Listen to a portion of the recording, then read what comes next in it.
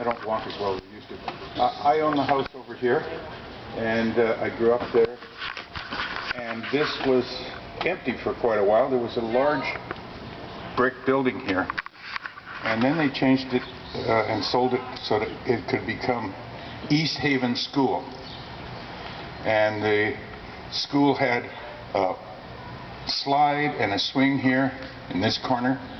And as a kid, I used to hop the fence on the weekends and use their slide and their swing. And it was here for a long time because I remember my children using the slide and the swing here too. Then after it was East Haven School, it became the Multicultural Center.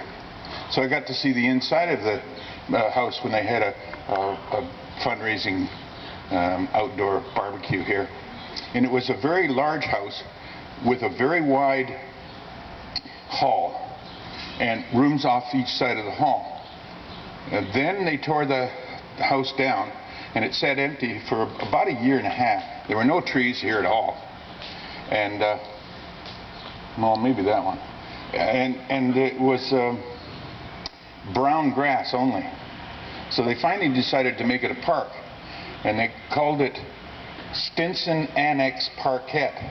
And I went, ooh, that's a terrible name. Well, I was a history teacher, so I went to the library and I found out that this was the manse for the Roman Catholic Cathedral, which was St. Patrick's in those days, even before St. Anne's.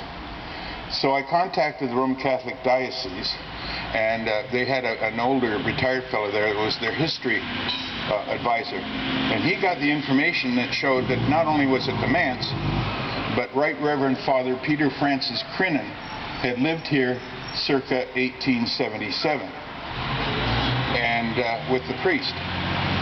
And so I got the photocopies from him and wrote up an application from the city and sent it into the Parks Board, and they named it Bishop's Park. So I just wanted you to know that it was called Bishop's Park after Right Reverend Father Peter Francis Crinan, who has also another bit of history behind his name. When he was a parish priest, they sent him north of London to the Roman Road, where virtually everyone there was Irish, and they had had a barn raising, and one of the men at the barn raising got drunk and killed a fellow with an axe and hid out on his farm for a couple of years, dressed in his wife's clothing so he could plow the fields.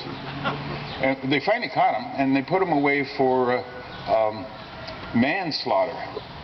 And he was in jail for quite a long time, and Father Crinan looked after his family, gave them food and good advice. Apparently it fell on dead ears because the family was known as the Black Donnellys.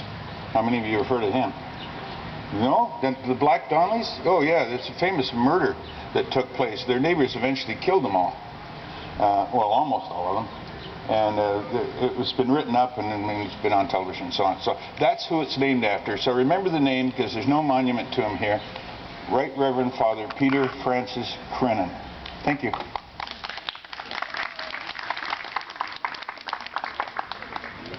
Thank you, Mr. Galloway.